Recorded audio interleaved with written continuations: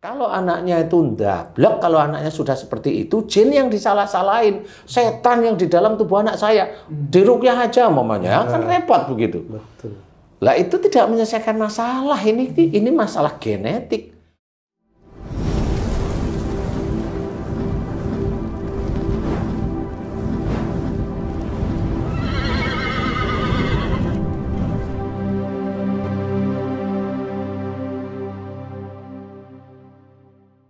Bismillahirrahmanirrahim. Assalamualaikum warahmatullahi wabarakatuh. Waalaikumsalam warahmatullahi wabarakatuh.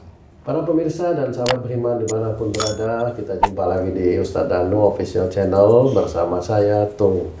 Semoga kita selalu dalam lindungan Allah Subhanahu wa Ta'ala. Amin. Amin. Di video kali ini kita akan mengaji lagi bersama guru kita semua, Pak Ustadz Danu, yang sudah hadir di sini bersama kami. Assalamualaikum Waalaikumsalam warahmatullahi wabarakatuh. Assalamualaikum Mas Eko. Waalaikumsalam warahmatullahi wabarakatuh. Assalamualaikum Bang Ji. Waalaikumsalam Pak Tung. Alhamdulillah. Alhamdulillah. Kali ini kita akan ngaji dan belajar lagi bersama guru kita tentang keadaan yang akhir-akhir ini sering terjadi di sekitar kita nih Pak Ustadz. Semakin nekatnya seorang melakukan satu kejahatan Pak Ustadz. Seperti baru-baru ini terjadi di daerah pembunuhan Pak Ustadz, di satu daerah, di mana itu? Jawa Tengah ya? Jawa Tengah ya. Seorang anak SMP membunuh temannya, seperti itu Pak Ustadz. Ini kan sama anak SMP ya, sanawiyah ya? Nah itu, kira-kira itu ya. Artinya kok seseorang itu begitu tega atau begitu berani, nekatnya melakukan satu kejahatan. Nah kami mohon petunjuk, apa hikmah yang bisa kita ambil dari kejadian tersebut Pak Ustadz? Iya. Bismillahirrahmanirrahim. Assalamualaikum warahmatullahi wabarakatuh. Waalaikumsalam warahmatullahi wabarakatuh. Amin ya rabbal alamin. Oh, cerita itu insya Allah itu di Blitar, ya, di Sanawiyah di Blitar. Jadi kalau kita bercerita seperti ini bagi anak SMP yang mukulin temannya, jadi bukan membunuh ya, itu mukulin temannya ngawur sehingga temannya sendiri meninggal. Nah, ini kalau kita cerita, kenapa anaknya ini mukulin, kemudian ngawur, dilerai sama temennya, nggak mau tahu, kan gitu ya. Saya amati itu kalau kita ceritakan, ini salah satu orang tuanya pasti ada yang galak. Berhubungan dengan orang tua? Tetap berhubungan, yang jelas bukan berhubungan dengan tetangga, itu jelas sekali. Ya, jadi yang harus difikirkan adalah ini ada hubungannya dengan keluarga, ayah atau ibunya, di mana salah satu orang tuanya ini ada yang galak, yang dinasihatin agak susah. Maksudnya orang tuanya dinasehatin susah? Iya, orang tuanya dinasihatin susah. Nah, biasanya pada saat ini si anak yang mukulin ini dulu dalam kandungan, ini bisa aja memang ada salah satu ayahnya atau ibunya itu ada di masalah, kemudian di masalah itu bukan mencari perlindungan pada Allah Ta'ala, tapi dia menomorsatukan emosinya. Sehingga pada saat seseorang bukan Islam aja, seseorang Islam maupun non-Muslim itu pasti akan kemasukan jin dan terkunci di dalam pikiran. Kalau dia marah, pasti ya masuknya ya di mulut, ya di otak depan, ya di otak belakang, ya di telinga, ya di mata, ya di hati, ya di jantung, dan seluruh tubuhnya. Karena jin itu akan menguasai seseorang itu seperti dengan kewajibannya. Nah, cuma orang Muslim itu kalau dikasih tahu begitu, nggak percaya dia pasti. Kalau dia nggak percaya berarti itu anaknya, tetangganya, tentu aja ya. Pasti nggak akan percaya. Kan nggak mungkin, namanya nasab itu keluar jalur, kan nggak mungkin. Maksud saya nggak pernah begitu, iyalah. Sekarang kan nggak pernah begitu. Yang kemarin dulu ya cobalah diingat. Jadi manusia itu harus ingat namanya muhasabah, ya, evaluasi diri itu kan harus mengingat agar kita ingat kesalahan-kesalahan kita sehingga itu dimohonkan ampunan kepada Allah Ta'ala. Muhasabah, apalagi ingat bahwa Allah itu banyak memberikan nikmat kepada kita agar kita selalu bersyukur. Kan sebenarnya itu aja. Tapi kadang-kadang Kebanyakan orang muslim, kita berbicara tentang muslim, orang muslim itu melakukan kesalahan, kadang-kadang itu jarang yang mohon ampun kepada Allah Ta'ala. Habis marah sama suaminya, mamanya, dia lupa nggak marah, nggak mohon ampun pada Allah. Marah sama istrinya, dia lupa nggak mau minta maaf pada istrinya, atau dia tidak mau mohon ampun kepada Allah Ta'ala. Itu ciri sudah. Dia hanya beristighfar kalau selesai sholat dan nggak ada masalah. Itu kebiasaan seperti itu. Dan itu dianggap sudah benar. Enggak, kalau mamanya, ya kan saya mohon ampun ini cukup sekali. Karena Allah Maha Pengampun loh. Maksudnya Allah Maha Pengampun itu bukan sekali. Istiqomah dalam mohon ampun, kemudian serius, tidak melakukan lagi perbuatan itu. Agar taubat itu benar-benar serius, taubatan nasuha. Jadi jarang sekali orang itu sampai sebegitu. Ada nggak? Ada sih, cuma jarang. Hanya orang-orang yang diberi hidayah oleh Allah Ta'ala yang mau dia bertobat serius kepada Allah Ta'ala. Mau dia tidak melakukan perbuatan-perbuatan buruk lagi, itu mau. Orang ini insya Allah mendapatkan hidayah. Nah, kalau si anak tadi mukulin, kemudian sudah dileret, tidak, jangan dipukulin terus sampai kelenger. Nah ini kan nekat ini. Bahasa kelenger itu. Kelenger itu kalau ayam itu udah begini ya. Hampir pingsan. Udah nggak bisa ngelawan lah itu. Nah kalau orang biasa, anak SMP itu apa sih yang kadang-kadang berantem juga malas-malesan ya anak SMP ya. Kecuali memang dia punya genetik emosional. Nah, genetik emosional dari mana? Ya kan dari orang tuanya. Masa genetik emosional dari Ustadz A, Ustadz B, lah kan curiga nanti. Ya. Nah inilah yang harus kita ketahui.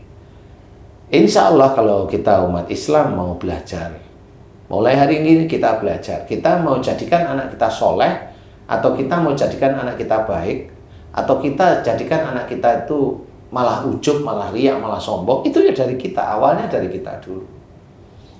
Jadi istilahnya ku anfusakum wa alikum naro itu diawali dari kita. Jaga dirimu, kita, saya, dan keluargamu, berarti istri, anak-anak, dari api neraka. Nah, disitulah sebenarnya harus belajar. Makanya kalau punya anak seperti itu, jangan lepas tangan. Saya nggak pernah begitu, emang mukulin nggak, tapi kelakuannya emosional ya sama itu sebenarnya. Cuma sama Allah Ta'ala ditambahin dikit. Tangannya hobinya kemelawe, kemelawe itu mukul gitu loh. Ringan tangan. Nah, itu ya sama sebenarnya. Itu ditambahin aja dikit sama Allah Ta'ala gitu. Jadi tambahin setan dikit kan gampang gitu. Kalau udah emosi kan buat gitu kan gampang. Ustadz, saya khawatir, bukan khawatir ya, ada sekolah swasta yang kepala sekolahnya atau staf pengajar itu nonton kita, nanti ada persyaratan tuh mau masuk sekolah, orang tuanya yang sakit jantung tuh di observasi supaya anaknya ini benar-benar dijaga nih, jangan sampai nurunin bapaknya. Ya, paling tidak yang tensinya tinggi. Iya, itu malah bagus tuh jadi persyaratan kan. Persyaratan. Agar tertib sekolah itu kan. Iya, benar. Karena zaman sekarang itu udah zaman akhir zaman yang memang itu pasti akan terbuka semua. Carut marut. Iya, yang dulunya anak kecil itu selalu hormat sama orang tua. Sekarang anak kecil itu orang tuanya dimaki-maki, loh kan lucu. Saya kemarin juga nangani anak itu ya emaknya dimaki, makinya kasar lagi. Di depan Ustadz? Nggak berani lah. Di belakang itu nanti ibunya juga bingung kenapa anak saya begini ya. Kenapa itu ya Pak Ustadz bisa seperti itu ya Pak Ustadz? Pengalamannya itu kenapa itu Pak Ustadz? Ya pasti dari orang tuanya. Saya tanya, Bu, ini antara ibu sama suami ibu sama bapak, ini yang kaku sama keras dikasih tahu susah mana nih? Ibunya ngomong, Pak Ustadz dulu memang saya waktu remaja selalu bantah sama orang tua. Nah benar, berarti ini anak ibu. Tapi saya juga nggak ngomong-ngomong kasar seperti itu. Nah, saya tanya, Bapak sifatnya bagaimana? Nah, kalau suami saya mah keras, agak kasar. Nah, itu berarti anaknya Bapak. Berarti anak ini perpaduan. Berpaduan antara ibu sama Bapak. Anaknya juga ketawa-ketawa aja dia. Di situ saya memberi nasihat, belajarlah jangan seperti itu. Kemudian si anaknya ya, alhamdulillah saya kasih nasihat, kelihatannya sih mau, paham, tidak terlalu tertutupnya. Awalnya diem aja, nggak mau ngomong. Tapi setelah mulai ini mau ngomong ya, mudah-mudahan nanti diberi hidayah sehingga menjadikan anak solehah, wong cewek, ya cewek. Jadi ya ibunya juga bingung. Makanya sebenarnya proses-proses anak itu mau jadi soleh atau solehah itu ya diawali dari orang tua. Bukan berarti kalau anak itu sekolahkan di sekolah agama itu terus jadi soleh atau soleh. Ya belum tentu, itu kan baru ilmunya yang didapat. Kan genetiknya kan beda-beda. Ada itu yang artis itu jebolan pesantren ya nggak karu-karuan pakai baju. Ya kan enggak, pesantrennya nggak salah, ilmunya nggak salah, tapi artisnya itu bahasa Jawanya dugal. Dugal itu semaunya sendiri, ngomong semaunya sendiri. Ya begitu itu. Ustaz, kalau gurunya, orang tuanya sudah menasihati dengan baik dan anaknya tetap aja tidak baik, itu tergantung hidayah Allah berarti, Ustaz? Iya, karena di situ terlihat memang orang tuanya cuek aja. Anak saya udah saya sekolahkan di sekolah agama ya pasti soleh atau soleha kan gitu-gitu aja.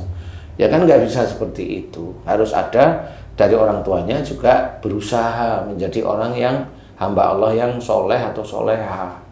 Nggak bisa untuk main-main seperti itu. Nah itu kan akhirnya jelas bahwa Allah menceritakan bahwa anak termasuk harta termasuk istri itu kan ujian, fitnah bagi seorang imam atau suami. Nah anak sendiri yang menguji orang tuanya. Sebenarnya apa yang diceritakan oleh Allah Ta'ala dalam Quran itu jelas. Harta itu yang menjadi ujian, menjadi fitnah. Untuk yang mana? Untuk yang seneng kan seperti itu. Kalau orang senengnya itu euforia kuat, akhirnya ya apa aja dibeli, kan gitu. Yang harusnya itu maunya beli sesuatu itu harusnya yang biasa-biasa, beli sesuatu itu maunya yang kelasnya tinggi. Umpamanya beli keramik kelasnya tinggi, nggak taunya rumahnya kontrak, kan percuma itu. Ya nggak cocok, kecuali kalau itu rumahnya sendiri ya monggo kan gitu. Kalau kontrak apain? Dulu keramik itu mahal, kalau sekarang jadi murah, Ustaz. Iya, setahunnya Haji C nggak apa-apa lah. Karena mereka mau banget. Saat itu kalau yang dari sekolahnya itu saat misalnya difasilitasi dengan diadakan ekstrakurikuler untuk orang-orang anak-anak yang keras, yang mungkin energinya berlebih, atau mungkin orang tuanya mengkursuskan di silat kayak atau muay thai kayak. Kalau seperti itu, apakah bisa jadi jalan keluar juga, Ustaz? Iya, nggak jadi jalan keluar, itu baru jalan-jalan aja, belum keluar itu. Keluar ya. Tambahin mungkin Ustaz, orang tuanya juga ada parenting, istilah pendidikan juga orang tuanya nih, bukan anaknya. Parenting itu nggak ngajarin kok, parenting hanya ngasih ilmunya, orang tuanya ya gini-gini aja. Kayaknya udah cocok nih buat pesantren, banyak ide. Kan parenting itu kan hanya ilmu aja, prakteknya kan enggak. Kan begitu. Kalau di kita ngaji ini kan memang harus belajar praktek. Belajar praktek itu gimana? Contoh praktek itu begini loh ya. Kalau ada anaknya yang jengkelin, berarti ada orang tuanya yang jengkelin, itu aja. Kalau orang tuanya jengkelin, praktekin sekarang. Apa prakteknya? Mohon ampun kepada Allah Ta'ala jika saya punya sifat jengkelin. Nah itu kok belum pernah ada yang begitu itu gitu. Kalau anaknya itu nakal, dibaca-bacain lah, kan repot saja. Kan nggak seperti itu gitu loh, karena itu ada unsur genetik. Kenapa dibaca-baca? Mikirnya ada jin. Jadi orang tidak mau berkiblat pada dirinya bahwa dirinya itu ada salah di hadapan Allah Ta'ala. Kalau anaknya itu ndablek, kalau anaknya sudah seperti itu, jin yang disalah-salahin, setan yang di dalam tubuh anak saya, diruqyah aja umpamanya, kan repot begitu. Lah itu tidak menyelesaikan masalah, ini masalah genetik, bukan masalah jin. Ada kuntilanaknya di situ. Kalau mukul ada butonya, ya enggak. Itu namanya kesurupan kalau ada butonya kan gitu. Nah, itu normal kok. Mukul juga masih normal, kesurupan apaan kan gitu. Nah, itu berarti genetik yang gampang sekali tersulut. Nah, insya Allah itu ada di orang tua. Seperti itu. Dan itu insya Allah tepat. Nah, orang tua memang harus belajar seperti itu. Ya enggak nyalain, enggak. Ini kan sama-sama namanya katanya ngaku Islam, ya sholat kalau sudah Islam kan begitu. Lah katanya ngaku Islam sudah sholat, ya berbuat baik kan begitu. Bukan kalau udah sholat dianggap semuanya selesai. Lu enggak. Kalau udah sholat semuanya selesai. Lah kalau cari rezeki dari mana? Kan harus ikhtiar. Berarti selain sholat harus ada ikhtiar ya sama. Untuk mendapatkan rezeki. Lah untuk mendapatkan anak yang baik ya ikhtiar. Salah satunya gimana? Kalau anak sudah mukulin orang sampai orang yang dipukulin mati. Ya ikhtiarnya si orang tuanya tobat pada Allah Ta'ala jika ada sifat-sifat yang buruk pada anaknya, yaitu emosional. Kan begitu. Jadi mengamalkan itu jangan begitu ya, dibaca-bacain ngapain. Nanti kalau dibaca-bacain terus anaknya terus nengkleng, diem, ngalamun, cari lagi pengobatan. Kan gitu. Anak saya kok nengkleng, habis apa? Nggak tahu. Dia sampai nggak tahu padahal dia baca-bacain. Kan banyak kasus-kasus yang seperti itu. Kasus yang seperti itu sangat banyak. Jadi makanya di sini salah satu tugas kita adalah mengingatkan. Sebenarnya itu insya Allah masih bisa diperbaiki. Innallaha la yughayyiru ma biqaumin hatta yughayyiru ma bi anfusihim. Itu sudah jelas. Jadi sungguhnya Allah tidak akan merubah nasib suatu kaum kecuali kaum tersebut merubahnya. Kan begitu. Berarti kalau memang ingin anaknya baik terus, ya orang tuanya muhasabah sebenarnya. Dia harus muhasabah, salah saya apa sehari-hari, tanya sama pasangannya, tanya sama saudaranya, sehingga bisa diperbaiki. Kalau diperbaiki, mudah-mudahan anaknya mendapatkan hidayah melalui orang tuanya. Katanya doa yang dimakbul di hadapan Allah doa orang tuanya, kan gitu. Betul. Orang tuanya minta sholat tapi nggak mau belajar. Ya kan nggak bisa. Kalau guru-guru sanawiyahnya ya nggak bisa disalahin, itu kan punya kurikulum. Kan kalau guru-guru budi pekerti baik, mamanya kan ya akhlak yang Rasul, akhlak Rasul kan nggak ada di situ. Itu hanya kurikulum sekolah aja yang diberikan. Disitulah yang harus kita ketahui. Insya Allah kita masih punya kesempatan agar anak-anak kita itu soleh atau soleha, tapi perbaiki diri kita dulu. Jangan kita itu sombong ini. Nah besok anak-anak kita pasti ada sombong. Kita sombong cerita ini, cerita itu, cerita anak-anaknya itu terus alim, nggak ada. Nggak ada. Wah, anaknya alim aja disombong-sombongin. Nah, disombong-sombongin, setelah sombong-sombongin mulai anak dewasa nggak suka sama orang tuanya. Nah kenapa? Orang tuanya nyombongin. Dibalik oleh Allah Ta'ala, jengkelin anaknya menurut orang tuanya. Karena dulunya dibangga-banggain. Kebanyakan yang saya terima dari pasien saya itu ya begitu, anak saya dulu tuh SD itu baik, juara SMP baik, juara SMA juara baik sekali, anak mami, lo ini sudah mau kuliah mau selesai kok dia kok berani sama kami orang tuanya ya senyum aja saya. Bu, Pak, saya mau tanya, anaknya ibu dulu dibanggain nggak? Saya tanya nih, nah baru dia ngerti. Iya ya. Kenapa dibanggain? Karena anak saya pandai, karena anak saya. Nah, kalau sekarang dibalik sama Allah Ta'ala, ibu bilang banggain aja sekarang. Ya gimana mau banggain, mau jengkelin sekarang. Ya, akhirnya kejengkelan itulah sebenarnya tanda bahwa jangan terlalu bangga terhadap ciptaan Allah yang namanya makhluk, yang salah satunya namanya anak, yang salah satunya namanya harta, yang salah satunya namanya jabatan, pangkat, termasuk apapun, nggak perlu dibangga-banggain. Nanti akan dijatuhkan oleh Allah Ta'ala. Kalau Allah berkehendak, kalau saya sih bukan doain. Kalau maunya ada yang korupsi belum jatuhin, ya malah kata Ustaz Danu, enggak, ini saya korupsi juga berhasil. Ya enggak. Di dunia kamu bisa ngomong gitu, di akhirat ya selesai sendiri. Seperti itu. Jadi kita harus belajar bahwa muhasabah untuk anak kita itu kan dilihat. Ini anak saya kok agak sulit ya dinasihatin. Nah, coba kita evaluasi. Misal ya Ustaz ya, misal tadi yang disebutkan galak gitu ya. Misal nih, orang tuanya muhasabah. Kayaknya enggak deh. Misal, apakah itu sudah, kalau menurut Ustaz sudah diteliti berkali-kali gitu. Artinya gini, saya pernah punya teman yang seperti itu. Orang tuanya petani, sepintas menurut mata nggak galak, tapi anaknya ada yang seperti itu. Itu apakah mungkin cuma mata manusia saja gitu? Ya sebenarnya galak itu kan nggak kelihatan. Kalau mamanya petani kan kelihatan orang yang susah payah. Kan kita melihat hanya posisi di titik itu. Yang namanya hati sama otak kan kita nggak tahu. Betul Ustaz. Oh begitu. Bisa aja sebenarnya dia jengkel, pacul itu maunya nggak ditanam di kepalanya itu sebenarnya. Tapi kan karena dia mencoba nih, nah hari ini kan nahan terus jadinya. Nah di anak nggak bisa. Anaknya di sekolah di luar. Nah tersalur. Iya, karena anak nggak ngerti apa-apa. Kalau petani, mamanya ya mohon maaf, bukan masalah apa-apa. Dia itu namanya orang berantem, orang kelasnya seperti itu malah rata-rata yang satu diem. Karena nggak ingin ribut, nggak ingin juga pisah. Jadi belum tentu itu menjadi yang baik. Sebenarnya gini, sebenarnya ada dalam cerita Rasul itu, kenapa orang yang lagi hamil atau belum hamil senantiasa disuruh baca Quran? Itu sebenarnya ada pendidikannya. Sejak dalam kandungan. Sejak dalam kandungan tuh baca Quran. Nah, rata-rata orang di Indonesia ini cuma baca tok. Paham ya sekarang ya?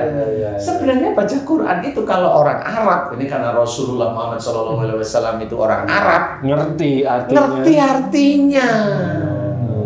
Jadi ngerti apa yang harus dikerjakan. Lah kalau orang Indonesia nggak paham. Jadi yang dibaca ya Arabnya saja. Jadi itu sudah dianggap lengkap, padahal menurut saya belum. Bukan membaca biar anaknya ganteng atau cantik, bukan itu juga maksudnya. Kadang-kadang kan udah baca surat itu. Nah, kalau saya nggak bahas itu. Karena apa? Ya membaca Quran itu seperti itu. Karena harus dikerjain. Apa yang harus dikerjain seperti itu. Lah cuma orang di luar orang Arab, ya memang banyak nggak tahu. Tapi tetap aja dikerjakan membaca Quran. Ya sudah benar sih. Iya. Tapi belum paham. Makanya, nah kau waktu kamu dulu punya anak baca Quran apa enggak dulu? Dulu sibuk di proyek Pak Ustaz. Oh, ya. Istrimu? Istriku. Istri saya sibuk kerja. Makanya anakmu yang dulu-dulu ya sibuk keluar aja ya. Ya, kenyataannya seperti itu. Masya Allah, astagfirullah. Itu hal yang harus dimohonkan ampun Pak Ustaz. Jadi kan sudah jelas ya. Makanya kenapa kita itu membaca Quran kalau orang Arab langsung paham. Sehingga itu yang harus dikerjakan. Dan kalau itu dikerjakan menjadi amaliyah, kalau sudah dikerjakan, istiqomah itu kan sudah menjadi genetik baik. Nah itulah yang nanti akan diturunkan oleh Allah Ta'ala kepada anak yang ada dalam kandungan. Genetik yang baik. Begitu. Ya, sehingga mudah-mudahan orang-orang Islam itu memang anak-anaknya soleh-soleh. Amin. Kan begitu. Intinya adalah harus muhasabah. Jika ada anak kita yang keluar dari garis-garis agama, omongan kasar dan sebagainya, ayo itu muhasabah. Kemudian setelah berdoa mohon ampun terus-menerus di titik-titik tersebut, fokus di titik itu, kemudian anaknya dinasihatin yang baik. Ya bisa berbulan-bulan ya seperti itu. Ya, karena pada saat itu kadang-kadang belum bisa ngajak anak ngomong, "Mbok kamu jangan gini," itu susah juga ya. Karena nggak taunya ayahnya itu ngomong, "Mbok kamu jangan gini," nah anaknya jawab, "Oh papa begitu kenapa?" Atau "Mama begitu kenapa?" Lah dijawab. Lah anak saya itu jawab terus Ustadz. Nah, saya tanya ya biasanya jawab itu kamu atau istrimu? Diem. Kayaknya saya enggak sih kamu bener. Kalau pas kamu ketahuan jadi enggak jawab. Kan gitu maksudnya apa? Ya enggak ya diem aja begini kan. Tapi kalau sehari-hari jawab mulu, nah itu kan enggak cocok dengan apanya. Jadi intinya adalah kalau anak yang berlebihan tetap dididik dari sisi agama. Kalau memang dia tidak bisa belajar, dimohonkan ampunan, semuanya. Karena yang begitu itu kan praktis. Dia praktis di mana, Dia praktis mukulin orang dengan emosi, Nah, orang tuanya pasti praktisnya begitu. Jadi tidak praktis dalam berpikir yang agak panjang. Memang nggak bisa salah satu orang tuanya, salah satu ya. Nah inilah yang menjadi gambaran bahwa harus merenung muhasabah, kemudian di antara kita siapa ya Bu yang sifatnya kayak itu yang nekat. Kalau bapaknya itu maunya diem, ibunya lebih galak, bapaknya nggak berani ngomong gitu sama istrinya. Takut di selesai. Nah, akhirnya ibunya yang galak terus-terusan. Nah ini lupa, saya nggak pernah begitu. Oh saya nggak pernah ini, saya nggak pernah ini. Ya, selesai sudah. Ya sudah. Akhirnya dia akan menuai besoknya. Padahal maksudnya Allah, semua orang Muslim atau manusia itu diajari oleh Allah Ta'ala itu untuk masuk surga. Tapi pelajaran itu diabaikan, sehingga hal tersebut malah jadi ujian yang menjadikan masalah, menjadikan ini seperti itu. Bukan anak nakal taruh pesantren atau bukan itu salah satu caranya. Kalau itu di sekolahin boleh, di sekolahin pesantren, sekolahin mana ibtidaiyah, sanawiyah atau aliyah boleh aja. Tetapi orang tuanya godok sejak awal itu ya kita semua. Insya Allah kalau memang kita seperti itu, nanti paham tentang agama benar-benar bagaimana orang yang hamil itu baca Quran ya seperti tadi. Baca Quran itu bukan hanya Arabnya. Ya kalau kita orang Indonesia ya bacalah artinya. Tidak tahu tanya sama guru-guru yang tahu. Nanti diajarkan kok. Kalau gurunya tahu. Allah. Masya Allah. Alhamdulillah. Terima kasih banyak penjelasannya Pak Ustadz. Banji cukup ya? Cukup. Mudah-mudahan kita bisa mengaplikan apa yang Amin. disampaikan oleh guru kita semua Pak Ustadz dan sahabat beriman dan para pemirsa dimanapun berada. Demikian tadi video kita, mudah-mudahan ini bisa bermanfaat untuk meningkatkan keimanan dan ketakwaan kita kepada Allah Subhanahu wa Ta'ala. Kami pamit, sampai jumpa di video yang lain. Wassalamualaikum warahmatullahi wabarakatuh. Waalaikumsalam warahmatullahi wabarakatuh.